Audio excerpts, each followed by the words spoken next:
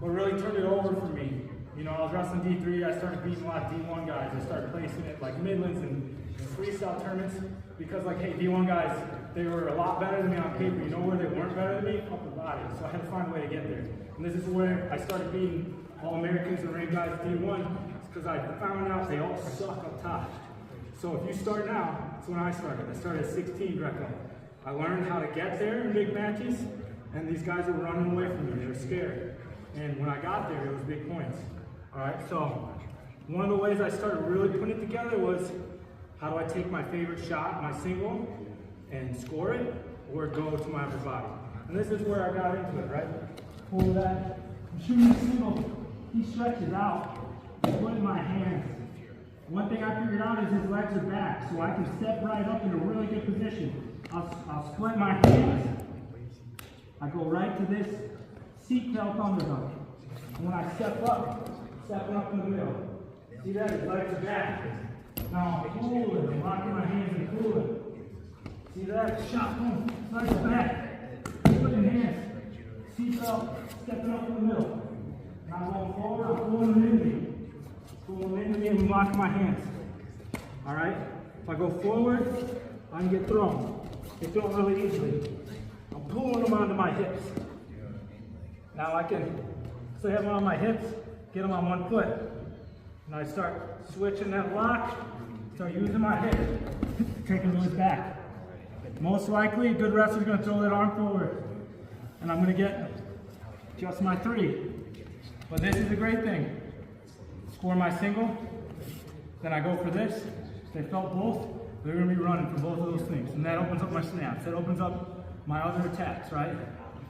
So now we're attacking both low and high. All right, and then I'll show you once we're high how to get back to low attacks from here. Shooting this thing, boom, they sprawl, being stretched out. Instead of hanging on for dear life, here, which happens a lot in wrestling, I'm splitting my hand, I'm picking my head up. Seatbelt underhook, I'm right on that head, stepping up right into his legs. Pulling them onto me, and now I'm turning those hips. See, he's on one foot. I'm not letting him stay strong here. Pulling him on one foot. Pulling him onto my hips. And now I'm rotating. I'm thinking about this like a soccer match, right? Deeper, deeper, deeper. Switching. Right? He's going to throw that hand forward. I'm going to get 3, or he's not going to. And I can get more. Single, boom. Not wasting any time. Not going to get stretched out. Boom.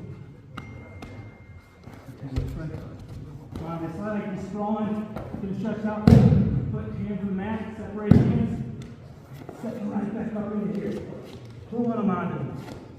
Now, I'm pulling this hip, this seatbelt, and I'm locking my hands.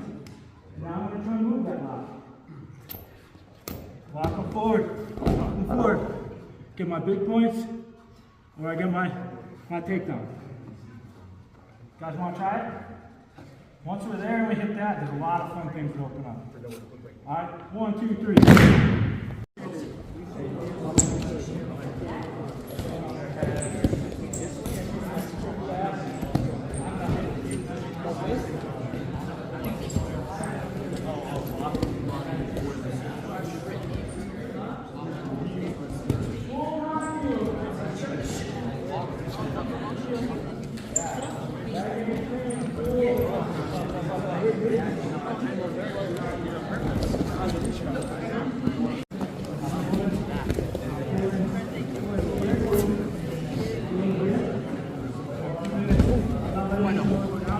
Remember how you looked at him like up there?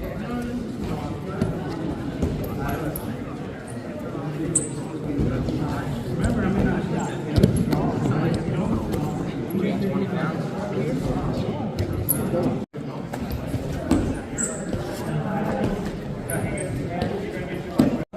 It's not that effective from here unless I let go here. I'm always pulling them into me, right?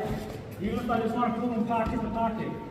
You know, like when I wrestled in college, I really started working on these 2 things. All my wrestling partners had red armpits when they had red hips, right? Because I'm always pulling on this thing. I'm always pulling, right? If I go forward, I'm getting headlocked, getting thrown, right? So pull, right? And my hips are rather useless if I'm going straight, right? Even if this leg is in a little bit, right? I need to pull them onto my hips. I'm pulling them onto my hips. And if he gets away from me a little bit, I have to walk in a little bit. Right? I can make an adjustment. But I gotta keep that hip in for it to be useful.